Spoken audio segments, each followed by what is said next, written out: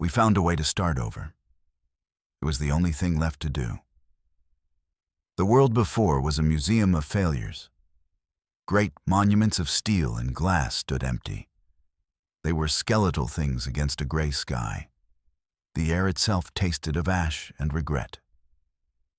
We walked through the silence of our ancestors' ambition. Their libraries were dust. Their networks were ghosts in the wires. We were the few who remained, the custodians of a quiet earth. We needed more than shelter. We needed a new story. We needed a foundation that was not brittle bone or cold stone. The answer came from the founders. They left us a final gift before they vanished. They called it the loom. It was not a machine of threads and wood. It was a nexus of physics we barely understood. It could rearrange matter at a molecular level. It could turn raw data into substance.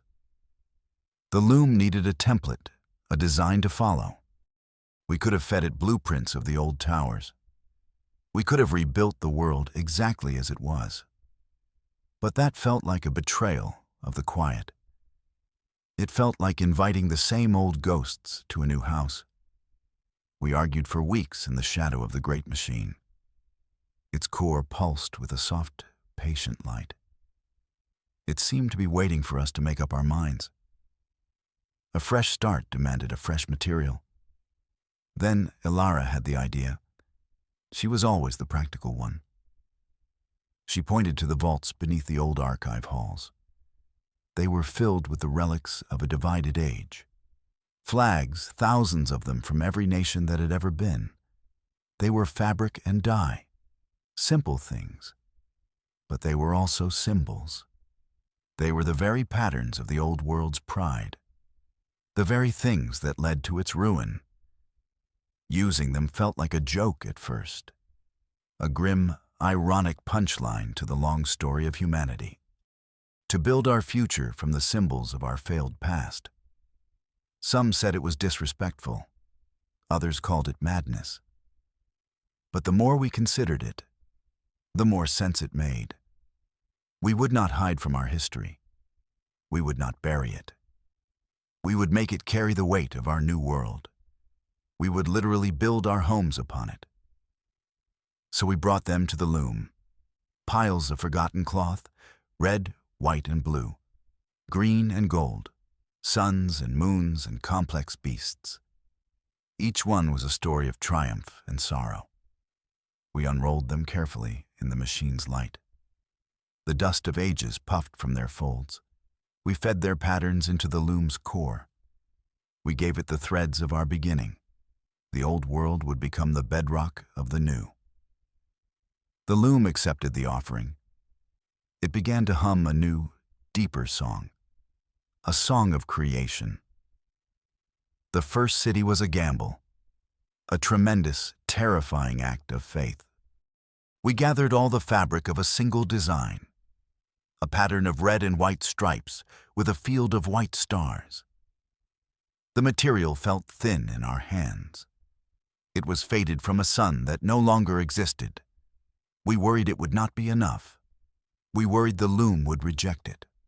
Or worse, that it would build something fragile, a city that would collapse in the first strong wind. Building with hope is one thing. Building with old cotton is another. We loaded the final bale into the matter stream. The loom's humming intensified, a bass note that shook our bones. Light poured from its central aperture. Not a beam, but a solid thing. A river of pure creation flowing upward into the sky. It reached for the clouds, pulling dust and air and moisture into its flow. It was weaving not just fabric, but reality itself. We watched, breathless, as the first spire began to form. It rose like a needle stitching the sky to the ground. The colors were vibrant, brighter than the old cloth. The red was the color of a healthy heart. The white was as clean as new snow. The stripes wrapped around the tower in a perfect spiral.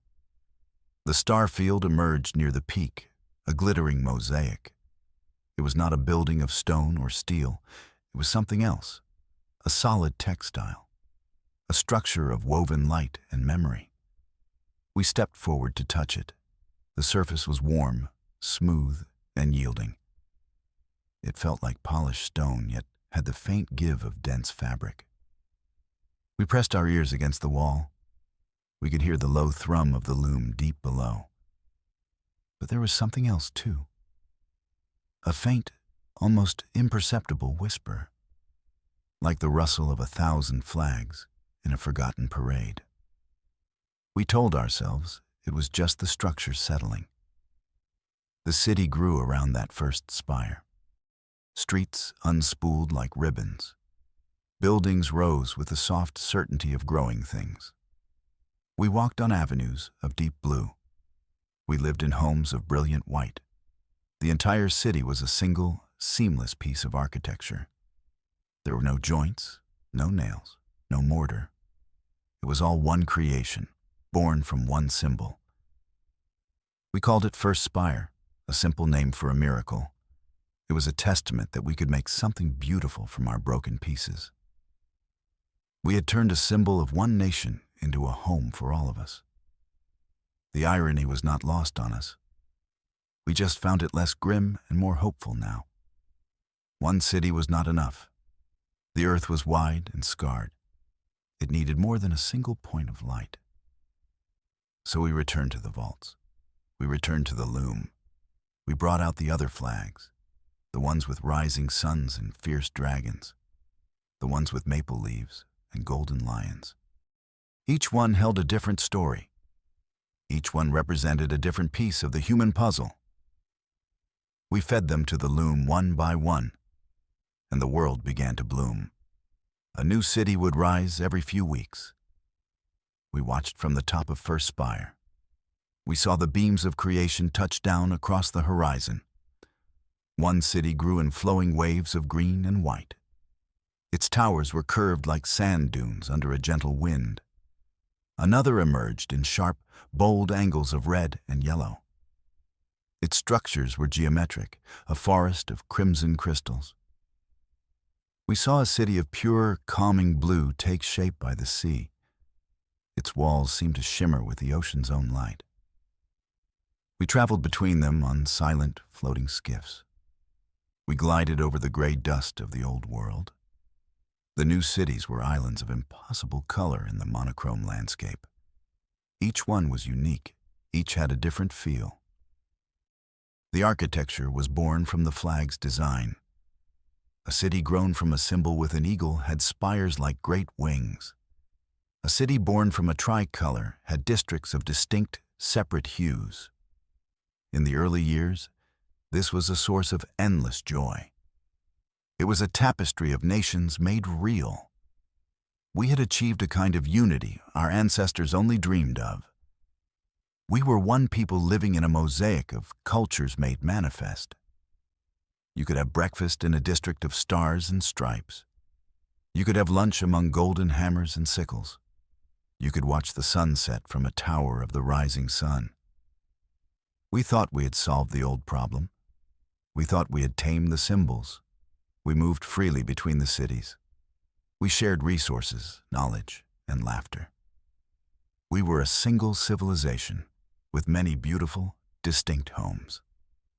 The children born in that era knew nothing of the old divisions. For them, the colors were just colors. The patterns were just beautiful designs. It was a fragile, perfect piece. We believed it would last forever. We were proud, and we were wrong. We had planted a garden of beautiful flowers. We had forgotten that their roots were steeped in blood. The change was subtle at first. So subtle we dismissed it as fatigue or imagination. It began with the whispers. You would be walking down a street in a city of green, white, and red. A gentle breeze would pass, and for a moment you would hear the phantom roar of a crowd, or the faint, lilting notes of a song you had never learned. You would turn, but no one was there. The street would be silent again. The sound would be gone, leaving only a strange echo in your heart. It happened in all the cities. People started talking in low voices. They shared stories of odd feelings and misplaced memories. In a city born from a flag with a golden eagle, some began to feel a soaring pride, a sense of dominance they could not explain. In a city woven from a symbol of a blue cross, people felt a strange melancholy, a deep, maritime sadness that clung to them like the sea mist. We ran diagnostics on the loom. We thought it might be a flaw in the weaving process, a kind of psychic residue left over from the matrix. The machine reported perfect function. The structures were stable. The energy fields were normal. There was no logical reason for what we were experiencing. The founder's notes said nothing about this. Their ghost in the machine was silent. Or so we thought. The whispers grew stronger. They started to invade our dreams. We would fall asleep in our woven homes. We would dream of places we had never seen. We would feel loyalties to people who had never existed. A woman in a city of red and gold dreamed of marching in a vast, orderly parade. A man in a city of crescent moons dreamed of ancient, star-filled deserts.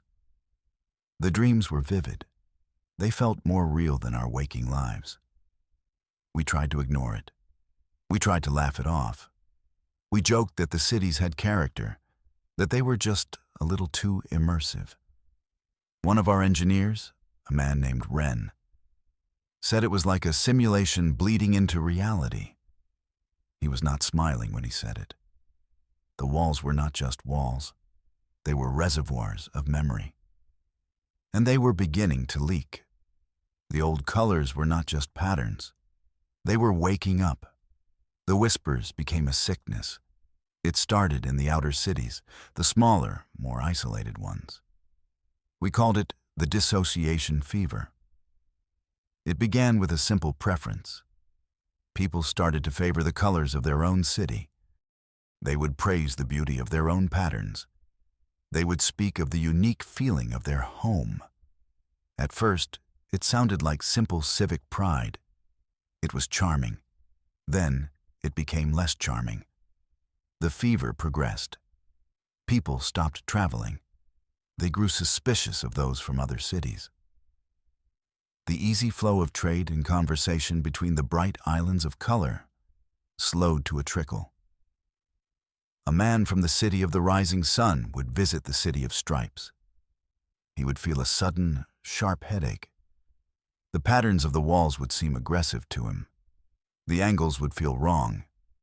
He would feel an urgent need to return to his own familiar skyline. Then came the anthems. We started humming them, unconsciously at first. A fragment of a melody would get stuck in our heads. We would hum it while we worked. Then we would hear a neighbor humming the same tune. Soon, entire districts would be filled with the sound. A low, persistent hum of a forgotten national song. Each city had its own melody. The melodies did not harmonize. They clashed. They fought for dominance in the air. The dreams worsened. They were no longer passive experiences. They became directives. People dreamed of old borders drawn on dusty maps. They dreamed of forgotten grievances and ancient wars. A deep, irrational anger began to smolder within the population. A man would look at his neighbor, a friend for 20 years, but he would not see his friend. He would see a foreigner, an outsider whose city's colors were an insult to his own. Fights broke out over nothing. An argument over the proper way to weave a garden wall. A dispute over the correct hue of red. The sickness was not in our bodies. It was in our minds. It was a phantom patriotism for nations that were long dead. The cities themselves seemed to encourage it. The very walls pulsed with a low, subliminal rhythm. They were reinforcing the old divisions. They were teaching us to hate again. The beautiful tapestry of our world was starting to fray. A new faction rose from the growing chaos. They did not spring from the whispers or the fever. They had been waiting. They had been watching from the shadows of our new society. They called themselves the Revivers. They saw the sickness not as a disease, but as a glorious awakening. They believed the echoes of the past were a call to greatness, a chance to restore a world of strength, purpose, and purity. Their leader was a man named Kale. He was charismatic, and his voice was like a drum beat. He never shouted. He spoke with a calm, resonant certainty that was more powerful than any roar. He did not use our network to spread his message. He traveled in person. He moved from city to city in the early days of the fever. He gathered those whose symptoms were strongest. He gave their confusion a name. He gave their anger a purpose. The founders were cowards, Kale declared, standing in the central plaza of a city of sharp, black angles. They tried to build a world of pale compromise, a world where everyone is the same, where every color bleeds into a meaningless gray. His followers listened, their eyes burning with feverish light. But the old world was not a mistake, he continued. It was a crucible. It forged peoples of strength, of identity. These walls remember that strength. They are calling to you. They are calling you home. The Revivers' philosophy was simple and brutal. They believed that humanity had been stronger when it was divided, when nations competed for dominance. They saw our unified world as a stagnant pond. They wanted to reintroduce the predators. They wanted to bring back the glorious, bloody struggle for supremacy. And they had a specific vision for victory. They did not want a world of many nations. They wanted a world of one. Their one. They had chosen a flag from the old archives, a symbol of an empire that had been vast and ruthless, a flag of stark black and white. They believed its pattern held the purest frequency of power.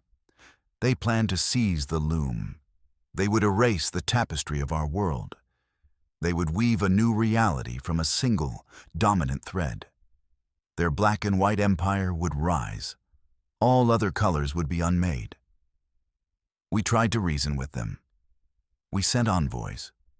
We argued that our unity was our strength. Kyle met our envoys with a pitying smile. "You are children playing with threads you do not understand," he told them. "History is not a story you can rewrite. It is a tide that will pull you under. We have chosen to swim with it. You have chosen to drown." The voices of the old world had found their champion, and he was preparing for war. The city called Trisect was the first to fall. It was not attacked from the outside. It devoured itself. Trisect was woven from a flag of 3 vertical bands, blue, white, and red. For years, it had been a model of serene beauty. The 3 colored zones of the city were perfectly balanced. People moved between them without a thought. The blue district was known for its tranquil canals, the white for its open, sunlit plazas, the red for its vibrant markets. It was a jewel among the cities. The sickness hit Trisect hard. The residents began to segregate themselves. Those living in the blue district started to feel a deep, abiding loyalty to the color blue. They saw the white and red as intrusive, alien. The people of the red district grew passionate and aggressive. They saw the calm of the blue as weakness. They saw the purity of the white as arrogance. The people of the white district withdrew. They sought to cleanse their plazas of the other colors. It began with barricades. Simple things at first. Piles of woven furniture, fences of solidified fabric pulled from the walls themselves. The barriers went up overnight at the borders where the colors met. The city that had once been a seamless whole was now 3 armed camps. The whispers in the walls were no longer whispers. They were shouts. They were war cries. The phantom memories of an ancient revolution had taken root in the city's heart. We watched through our long-range viewers, horrified. We saw the city's own patterns become weapons. A man from the blue district learned to pull a long, flexible shard of blue from a wall. It hardened in his hand like glass. He used it as a sword against a woman from the red district. She, in turn, commanded a wave of crimson fabric to rise from the street. It crashed down like a bloody wave. The architecture itself began to warp. The elegant spires of the white district sharpened into menacing spikes. The red markets twisted into a maze of suffocating, narrow alleys. The blue canals began to flow with a thick, viscous substance that trapped anyone who fell in. The city was actively at war with itself. Its own design was its deadliest weapon. It was a civil war fought by a city. We tried to intervene. We sent a peace skiff. It was torn from the sky before it could land. A tendril of red fabric lashed out from a tower. A volley of white shards pierced its hull. The blue canals reached up and pulled it down. Trisect was lost. It was a wound in our world. A screaming, multicolored vortex of self-destruction. It was the reviver's dream made real, and it was a warning. Kyle had not needed to fire a single shot. He had simply let the past do its work. We had to understand what was happening. We could not fight a ghost. Arguing with the fever was impossible. The logic of the old world's hatred was a closed loop. We needed to go to the source. The sickness was spreading from the woven cities. But the cities themselves were born from the loom. The flaw, the poison, had to be in the machine, or in the process we had used to create our world. Our destination was Unity Spire, the heart of our civilization. It was not the first city we built, but it was the most important. It was woven from no single flag. It was a neutral gray, patterned with the simple silver gear of the founders. Inside this central city was the chamber of the loom itself. The machine was the engine of our world, and it was now the source of our potential extinction. The journey felt like a pilgrimage to see a god that had gone mad. We assembled a small team. Ilara, the woman who first suggested using the flags. Her pragmatism was now laced with a heavy guilt. Ren, the engineer who had first warned of the psychic bleeding. His grim satisfaction was no comfort. And a handful of others. We who still remembered a world before the colors. We who could still see the past as a lesson, not a blueprint. We were the only ones who might be immune to the loom's growing siren song. Leaving our home city was a wrench. We looked back at its familiar, comforting patterns. We knew we might never see it again.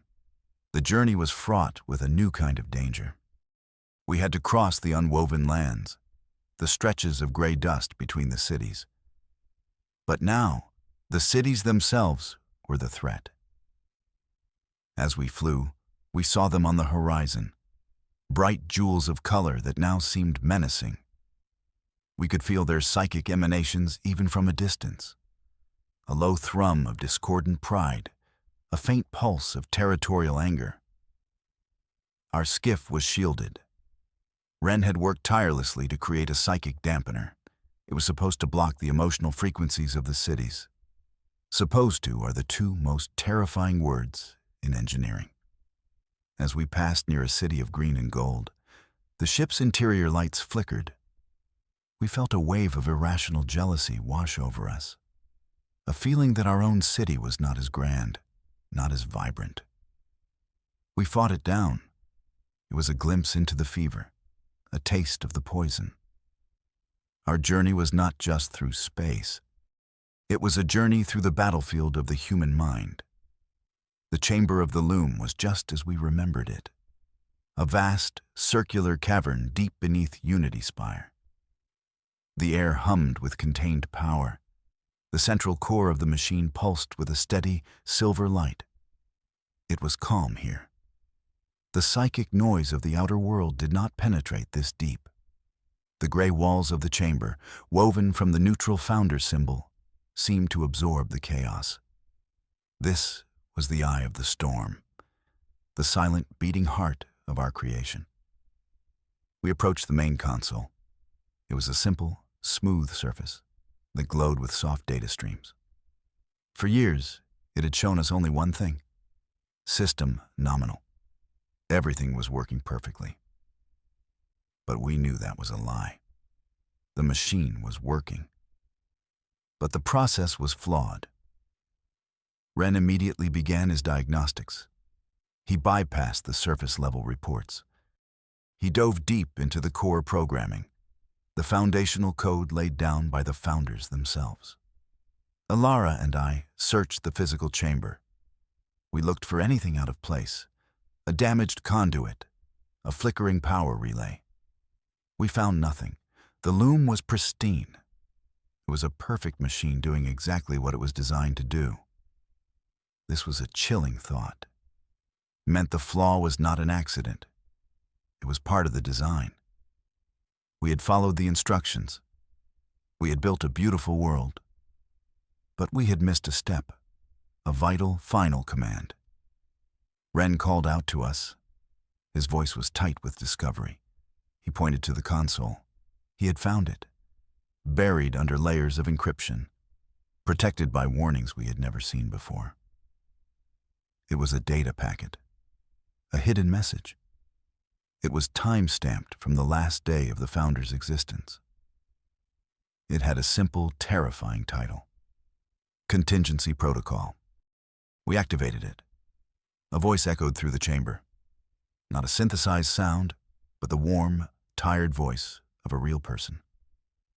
One of the founders. It was a recording, a ghost in the machine. "If you are hearing this," the voice said, "then the echo has returned.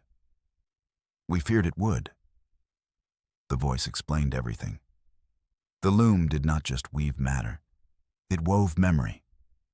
It was designed to copy the physical and metaphysical properties of the patterns it was given. We used the flags as a foundation. The founder's ghost continued, because they were the strongest symbols humanity ever created. They hold the deepest emotional resonance. But that resonance was a double-edged sword. The pride, the loyalty, the history, it was all copied into the very fabric of our cities. It was too much to erase, the voice confessed. To strip the patterns of their meaning would have left them too weak to build with. The structure would fail. So they had left the memories inside. They had planned to let them settle, to let the new world of unity pacify the old echoes. But they had a fail-safe, a final step in the process, in case the old hatreds woke up. The process was incomplete. The loom was waiting for one final template, one last command to unify the warring frequencies. "You cannot erase the threads of the past," the voice concluded. "You must weave them together. You must give them a new flag to follow." The message ended. We stood in silence, the weight of our new knowledge settling upon us. We now knew what we had to do. We also knew we were likely too late.